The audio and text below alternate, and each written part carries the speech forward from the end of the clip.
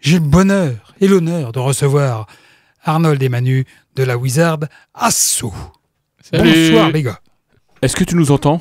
Je vous entends parfaitement. Et moi, tu m'entends bien, hein, c'est important aussi. Superbe, superbe. Bonsoir à toi, Ouais. Christophe. Merci de nous accueillir dans ton studio. Hein, au Oui, Make. tout à fait, parce que voilà, Ouais. j'ai investi dans le vieux Mans et j'avais envie de vieilles pierres et de poutres apparentes. Donc, je pense que le loft est plutôt sympa. Niveau poutre, on est pas mal. Hein.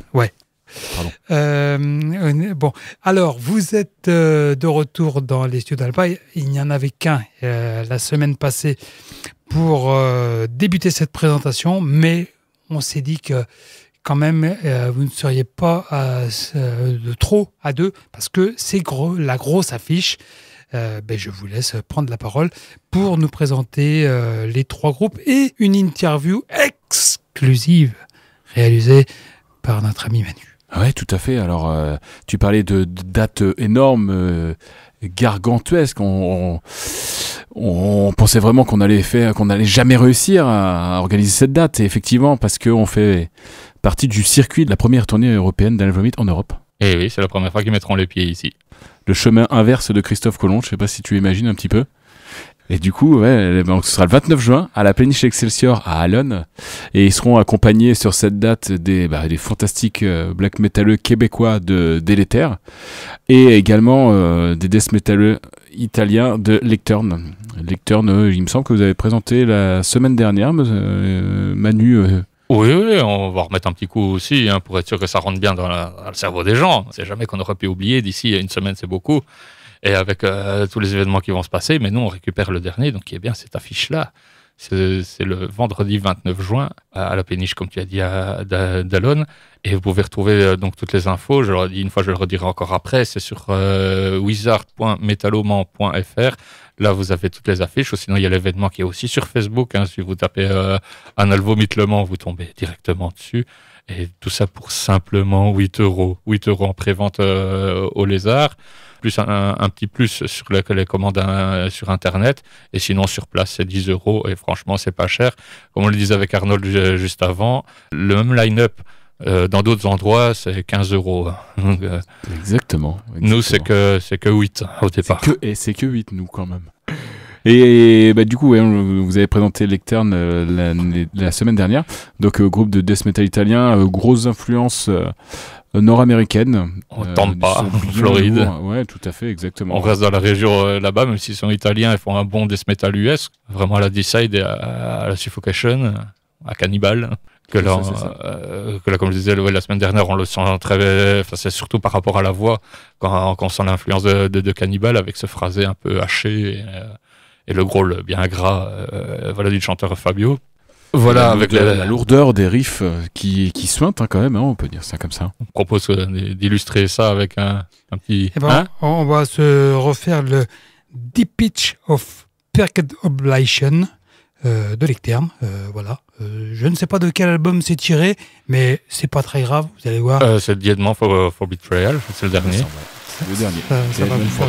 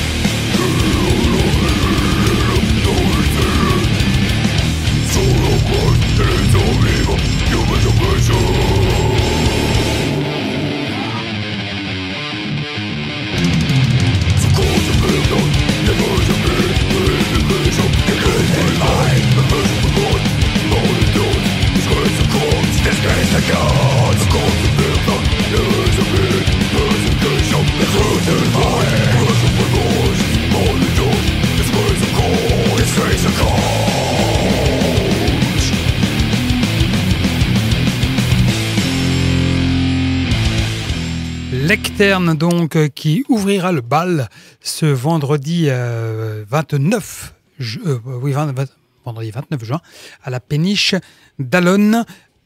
C'est un choix de votre part de les faire jouer en premier, ou c'est la tournée qui fait que c'est eux qui commencent De les faire jouer en premier. C'est pour une histoire de style, hein, Ouais, tout à fait. de style de la soirée, quoi. Très bien, C'est un choix. Voilà, si tu voulais une réponse, nous te donnons une réponse. C'est un choix, Christophe. ça me convient. Parce que là, on va parler, on va rentrer dans le vif du sujet avec l'interview réalisée par Manu Clément. Ben oui, car les disciples de celui qui rampe sont de retour avec un album qu'ils vont présenter donc à la péniche le vendredi 29. Un album conceptuel consacré à Terre et Denis, un lépreux simple dont l'appel est de devenir un prophète de centipède ainsi qu'une incarnation de la peste. Et ça, on en a parlé avec le chanteur Thorleif. De Délétère. Chanteur de Délétère, bien sûr, puisqu'on parle de ce groupe-là quand même. Donc, l'album qui vont sortir, c'est de Royal et Prae. Donc, on voulait savoir, moi, je voulais savoir le groupe qu'il avait, qui s'appelle Valknart. C'est là que tout a commencé. Donc, voilà, une petite question au début là-dessus. Ensuite, il enchaîne sur toute l'histoire de l'album. Et là, c'est pas mal. Faut bien suivre quand même. Et vous inquiétez pas si des fois il est un peu brusque ou quoi. C'est parce que ça s'est passé, un entretien qui s'est passé dans son bureau, dans l'université au Québec. Il y a des gens qui passaient dans son bureau, ce qui n'était pas très évident de parler de tout ça face à ses collègues donc dans le bureau. Et voilà, c'est juste qu'il était un peu gêné parce qu'il y avait la porte qui s'ouvrait de temps en temps derrière lui. Et voilà, sinon il est très enchanté. C'est quelqu'un de vraiment très intéressant à écouter. Déjà, donc, sur ce que tu nous avais présenté des textes, de la thématique du groupe la semaine dernière, on se doutait que ton interview allait présenter un intérêt particulier. Ah oui, ben là, ils décrivent vraiment, parce que c'est eux, pour se démarquer, ils ont beaucoup insisté sur la construction des paroles, quoi. Et ils ont beaucoup insisté là-dessus, évidemment sur la musique derrière pour qu'elle s'impose dessus. Mais voilà, et tout ça, il nous révèle ça lors de cet entretien. Pardon. Eh bien, on y va tout de suite pour cette première partie d'entretien de Délétère. Tu es issu de Valknart, un groupe de black sympho païen. Est-ce que c'est là où tout a commencé? En fait, à la base, je m'étais amusé à faire un mot valise avec le segment Falk que j'avais pris de Falknout pour, tu sais, ce symbole odiniste, que c'est comme 3 triangles qui sont articulés l'un dans l'autre. C'est un symbole qui est lié à Odin. C'est, en français, on pourrait dire le nœud des morts, le nœud de ceux qui sont morts au combat. Donc, Falk, c'était vraiment le peuple mort au combat. Puis j'avais pris Nacht, du mot allemand nuit, parce qu'à l'époque, j'étais en train d'étudier l'allemand. Puis bon, je me suis dit que c'était une très bonne idée. Jusqu'à temps qu'on commence à faire des spectacles, puis me rendre compte que les gens étaient incapables de le prononcer adéquatement. Donc, ça me fait bien rire. Mais bon, j'étais jeune, on va dire. J'étais jeune. Et ce groupe, il existe toujours? Pour l'instant, c'est sur la glace. Pour de nombreuses raisons. Je veux dire, les musiciens et moi, on a tous d'autres projets. Moi, avec ma thèse, mon temps est déjà suffisamment pris. Puis, il y a Délétère qui, en ce moment, fonctionne à plein régime. Donc, le temps va sur ce groupe-là. Et qu'est-ce qui t'a poussé à créer Délétère? J'avais des idées de mélodies et de textes qui pouvaient pas fonctionner avec l'esprit plus païen et historique de Falknart. Puis j'avais envie de faire quelque chose d'un peu plus salaud. J'avais besoin peut-être de faire une catharsis un peu plus agressive. Puis c'est ça, c'était les éléments de base qui m'ont amené à créer Délétère. Et comment se créent ces éléments de base? Je pense que c'est qu'à la base, il faut que je passe par les textes d'abord. Non pas que les textes viennent avant la musique. Généralement, la musique va me venir, puis par la suite, je vais rédiger les textes. Mais je vais t'expliquer. C'est avec, et c'est lié à mes études. Je fais un doctorat en histoire médiévale. Et j'ai été amené à faire beaucoup de philosophie médiévale et de théologie médiévale. Et un des concepts qui m'a toujours passionné, c'est tout le concept de l'exégèse que les moines ou les clercs pratiquaient au Moyen Âge, c'est-à-dire de prendre des textes bibliques, par exemple, de l'Ancien Testament, de creuser dedans des notions qui faisaient sens, qui pouvaient projeter sur le Nouveau Testament et qui pouvaient projeter par la suite sur leur vie à eux. Tout ça, c'est des espèces de niveaux très hermétiques de mystère qui demandent vraiment une connaissance poussée. Et ça peut être lié avec la quête que certains, par exemple, des lucifériens pourraient avoir de trouver c'est quoi le sens caché des mots, le sens caché de la vie et tout et tout. Donc, cette espèce d'ambiance-là, qui est un peu opaque, qui est dure à aller chercher, je voulais la répliquer à la base. Et pour essayer justement de réécrire ce baratin de mots-là que je viens de te livrer, c'est en composant la musique de Délétère, les gens, quand ils écoutent les pièces, ils vont remarquer qu'il y a plusieurs couches de clavier. Des couches de clavier ou des couches de noise, si on veut.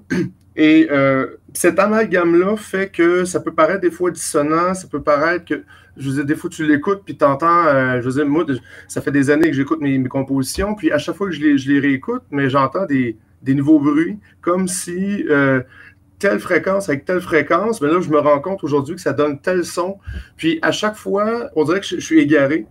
À chaque fois, on dirait que je replonge dans une espèce d'opacité puis de mystère. Puis là, tu ajoutes à ça, après ça, toute l'agressivité, tout ce sentiment-là d'être oppressé par moment puis de devoir absolument se délivrer en hurlant. C'est difficile à dire, finalement, comment... c'est un peu tout ça, Délétère. C'est beaucoup de réflexion, beaucoup de cris, beaucoup de... C'est complexe. L'album d'Auréal Eprae est un concept consacré à Thérèse Denis, un lépreux simple dont l'appel est de devenir un prophète de centipède, ainsi qu'une incarnation de la peste sous le règne de celui qui rampe. Est-ce que cette histoire est fictive ou est-ce que c'est un univers créé par Délétère? Oui, écoute, c'est très simple. À la base, l'univers lyrique, l'univers dystopique de Délétère est un univers qui est je veux dire, inventé de toutes pièces pour, je veux dire, pour les personnages qui évoluent là-dedans, pour les thèmes. Maintenant, la matrice, si on veut, sur laquelle je vais plaquer justement les paramètres de cet univers-là, les personnages et tout, c'est exactement repris de ce que je disais tout à l'heure, de l'exégèse biblique que justement les moines au Moyen-Âge ou les clercs pratiquaient. Dans le fond, jusqu'à maintenant, le premier album, Les Heures de la Peste, ainsi que celui qui va paraître vendredi prochain, ce sont tous les deux des albums concept.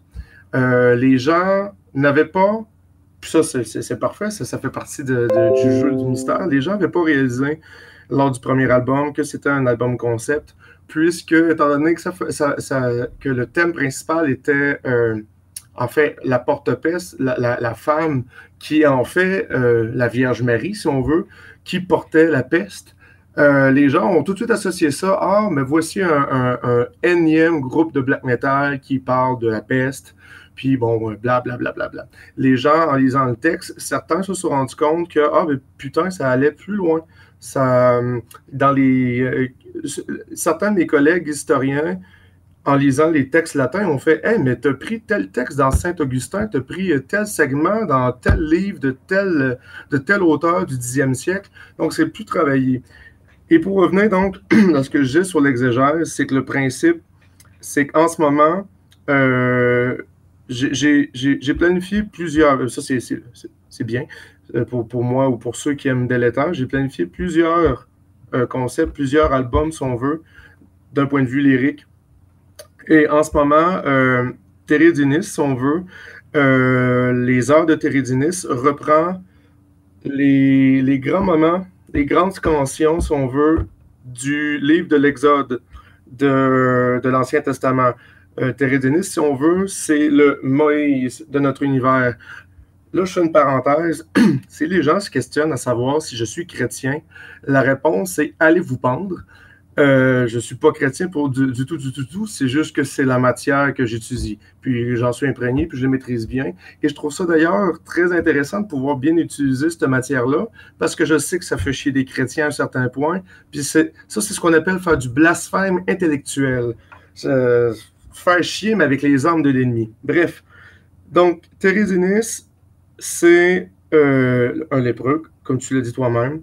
Quand je dis que c'est la figure de la peste, c'est que ses actions, donc les 9 pièces de l'album, préfigurent les actions d'un album qui va être consacré uniquement à la peste. Parce qu'on a eu un album qui parlait de la mère de la peste, l'espèce de pute syphilitique qui a donné naissance. Là, on a une espèce de prequel, si on veut, qui discute justement de ce qui s'est produit avant, des actions de Thérésinis.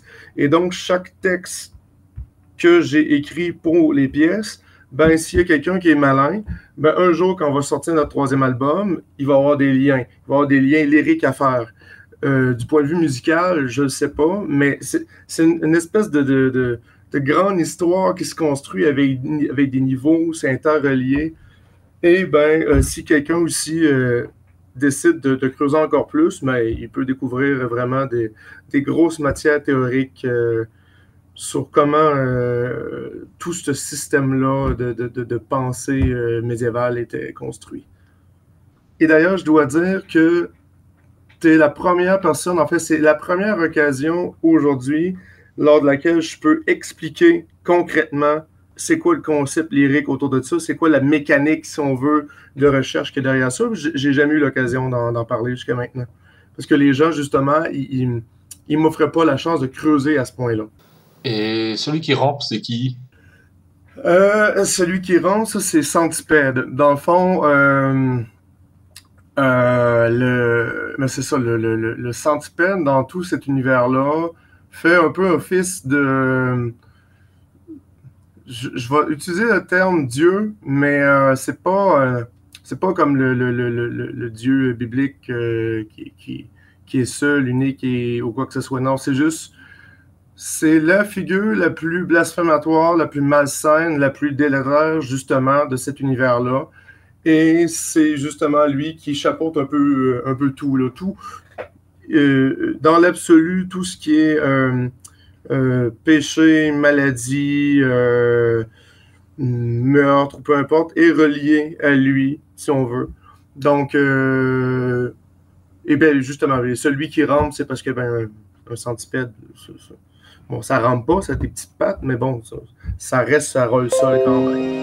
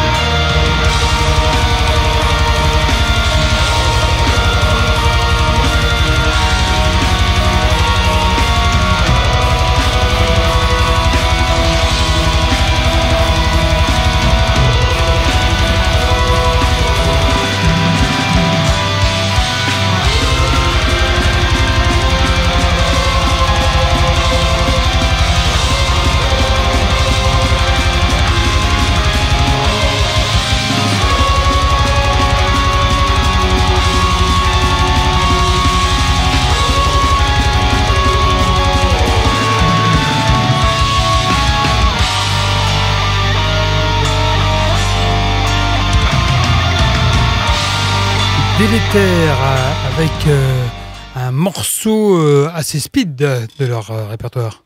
C'est le morceau Inopia et Morbo de l'album qui va sortir vendredi, de l'album d'Iorea Leprae. Là, le chanteur Torlev nous a parlé donc des paroles, du concept lyrique qui est pas mal, hein, quand même. Hein, qui est assez bien. Il a passé du temps à construire tout ça. C'est ce qui est pas mal. Enfin, moi, perso, j'ai beaucoup apprécié cette discussion-là. Et la suite de l'interview, c'est tout simplement, là, on rentre plus dans le vif du sujet. C'est plus haut, on est plus cette ambiance un peu conférence qu'on a pu entendre avant. Mais voilà, il avait envie d'en parler. J'ai trouvé ça vraiment très intéressant. Et puis, voilà, il y a très peu de groupes qui ont l'occasion de faire ça. Et donc, voilà, moi, je propose de continuer alors.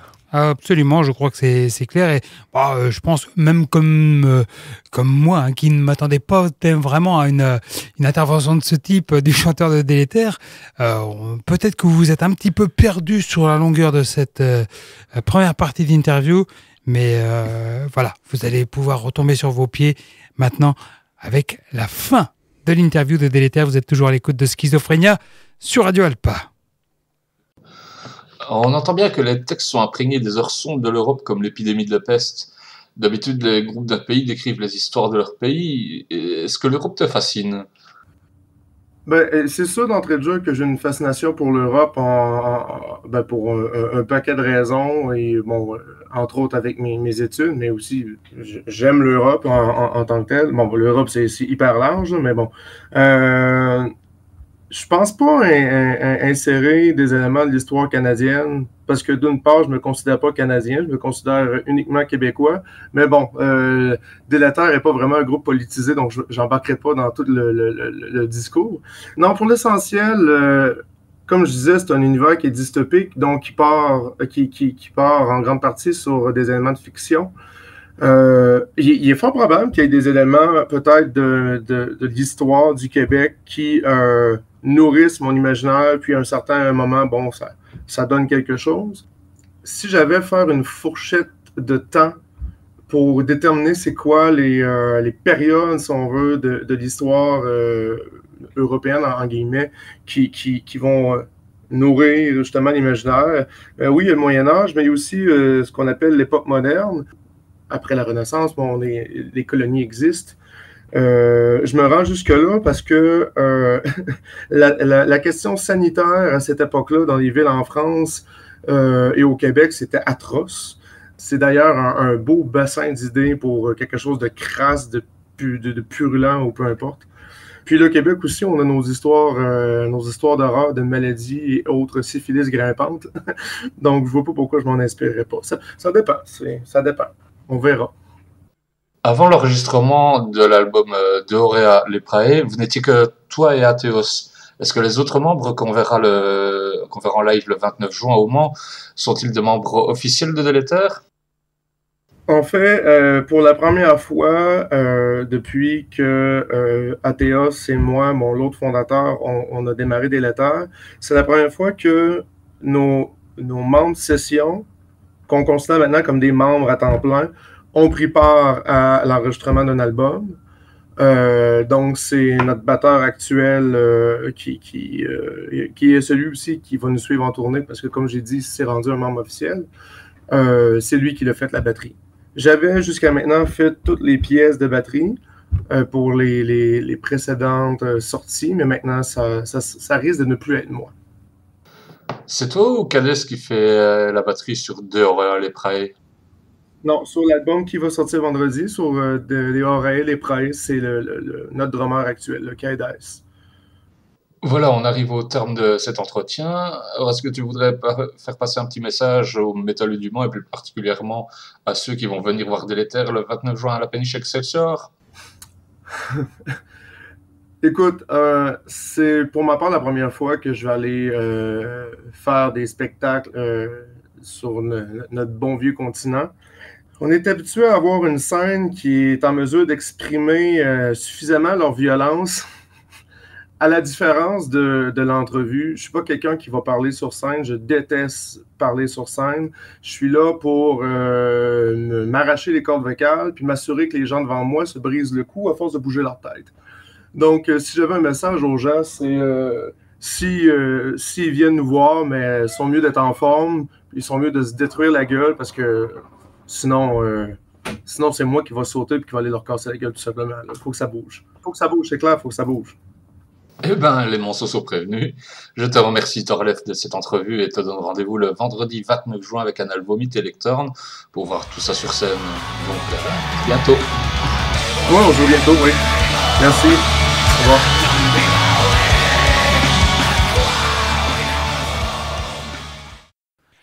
Ah bah oui, c'était voilà, c'est le message à la fin. Il était juste un peu stressé parce qu'il y avait sa collègue qui venait chercher des papiers dans son bureau et tout, donc il a dû être un peu sec.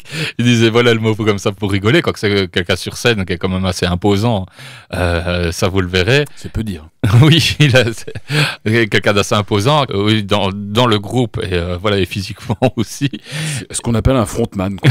Oui, ça oui. Et donc voilà, c'est une personne de tout à fait gentille, tout à fait correcte.